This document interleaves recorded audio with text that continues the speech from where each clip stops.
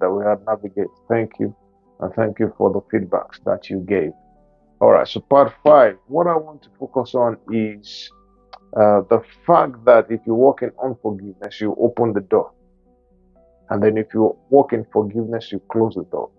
So you see that concept in Genesis. And this is what some people call in the theological circles the law of first mention, where the concept is described. Is the concept of that sin is not far away. Um, and you have to be intentional that it doesn't overpower you. So Genesis chapter 4, we've already read it, but there is another truth that I want to show to us in this. Another truth, and is the truth that is the ability to. The scripture says, "Who is it that will harm you if you are followers of that which is good?"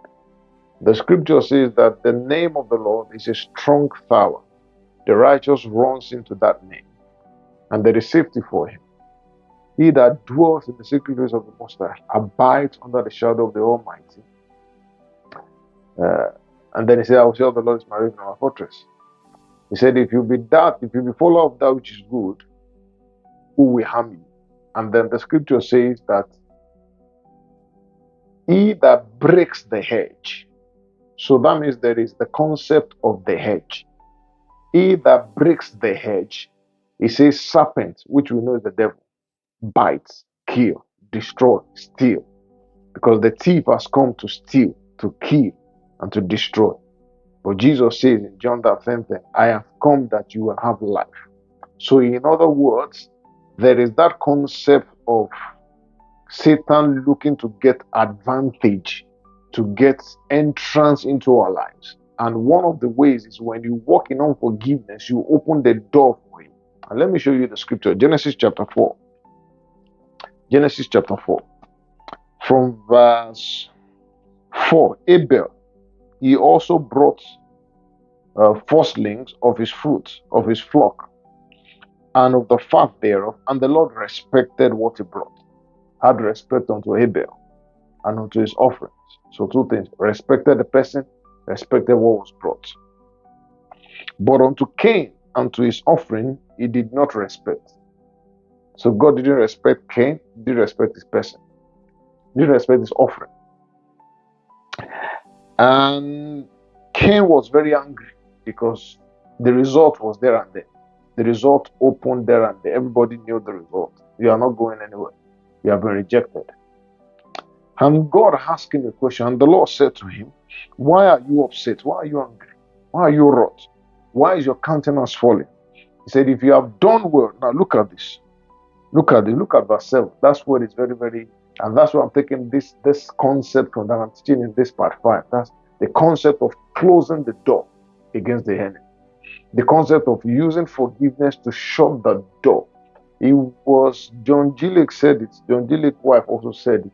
And I think I read it from the book of David Young-Cho that sometimes some of the sicknesses that many people are dealing with is as a result of unforgiveness. So they've opened the door for the enemy or infirmity to enter, and now they are sick. So one of the ways to live long and to live strong, a heart that is pure to all men. Kennedy said, now he's 80-something. That video I was watching many years ago, he said, now he's 80-something, and those other guys that didn't walk in love are dead. Simple. Didn't walk in love, they are dead. In other words, death is inevitable if I don't walk in love. And that's premature death. That's premature death. It's inevitable if I do not walk in love. It's inevitable. It's inevitable if I don't walk in love. So, all right. So let's, verse 7 now. Verse 7. Genesis 4:7. Genesis chapter 4, verse 7. He said, if you have done well, shall you not be accepted? If you have done well, will you not be accepted? If you have done well, it says, if you have done well, will you not be accepted? In other words, there's no hanky-panky here. If you haven't done well, then you are not accepted.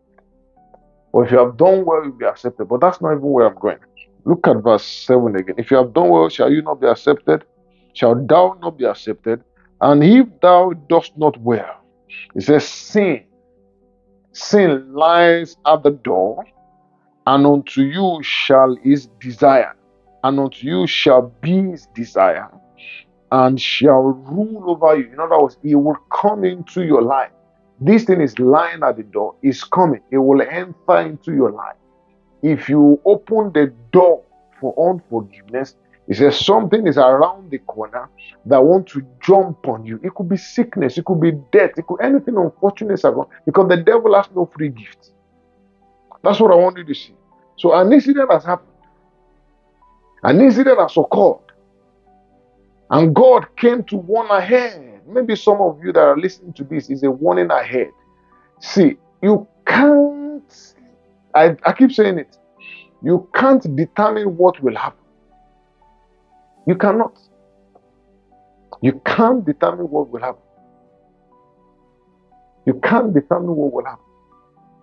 But what you can't determine is your own reaction. And that's what God came to warn Cain about. He says, sin, something is lying at the door. Death is lying at the door. The devil is lying, the sin is lying at the door. He said, he's going to jump on you. He said, be careful. If you do well, let it slide. Then go back again and retrace your steps and come back with a good gift.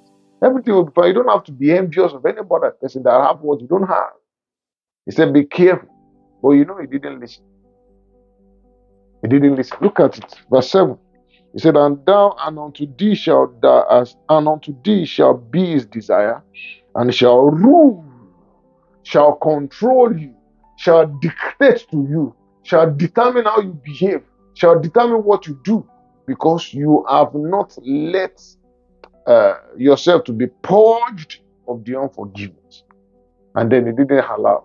Look at verse 8. And Cain talked to the Abel into the field. He rose up. It wasn't him that rose up. It was the sin that was lying by the door that entered him. It was that sin that rose up in him against his brother. Listen, when we walk in unforgiveness, things will enter you. Are you listening to what I'm saying? If you walk in unforgiveness, the things that will enter you, you will be surprised that thing can, as you will be, when you see the manifestation of the thing that has entered you, you yourself will be surprised of you. And that's why you must shut the door. We're going to stop here and then continue next week. The Lord bless and keep you. The Lord make his face to shine upon you and be gracious unto you. The Lord lift up his countenance upon you and give you peace. Let me invite you to our life transforming services, Tuesdays, prayer meeting, Friday, Bible study. Now, the second Sunday in the month of April, the second Sunday in the month of April, we'll have an event that a very good friend of mine, a covenant brother, I can call him, will be coming to minister to us.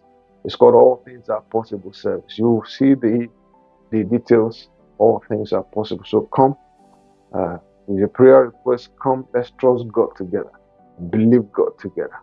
And indeed, all things will be possible. It's a Sunday of possibility. The Lord bless you. See you on the next one.